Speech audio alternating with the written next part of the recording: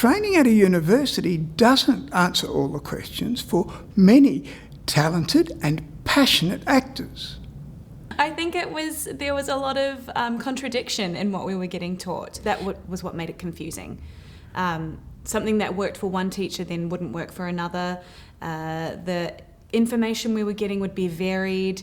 One teacher would like us to use a certain type of a technique. Another one wanted us to use no technique and just use natural instinct. I did my first professional gig here, 2003, I think, Mamma Mia, and I didn't have a bloody clue what I was doing, to be perfectly honest with you. I was very confused and really quite scared. So I'd done a degree, for goodness sake, 3 years of a degree. And this is one of the things we've learned from talking to people who've done their degree, and obviously my own experience, is that they have an overview, but they don't have a clear and workable process that they can put to work when telling a story and when they're being paid to do that. Well, we had several different techniques taught to us. I guess the one that sort of stood out the most was the sort of verbs and objectives style. Right. It was very generalised, and I went and bought the dictionary, the Actors Thesaurus. I don't know if you've seen it, but it's a long book full of all sorts of verbs, and we would use things like to crucify and stuff that I didn't even know what that meant. The rehearsal room resolved my confusion. There I found a very, very simple way of finding character, of positioning the character in a scene in a way that engaged an audience. And it taught me to listen, for God's sake.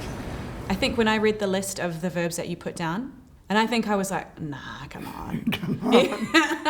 I think, no, come on, no, I don't know about that, but it works. And this is the Princess Theatre where I played in Jersey Boys. I understudied a lead in that show, and in Sydney went on to play a lead for 300 performances.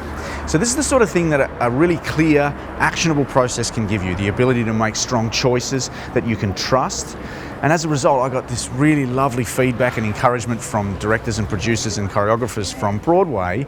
And while that's a really lovely compliment to me, what it is clear vindication and validation of rehearsal room process, that it can work on the world stage.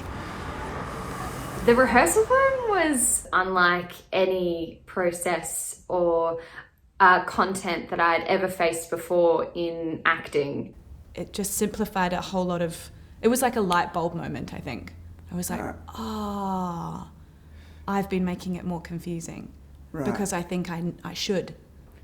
An entirely new approach to text and to conversations in such an intriguing and engaging way that I just can't wait to learn more. It's given me a lot of confidence. Yeah, I think it just kind of makes things a lot clearer for me. It's foolproof.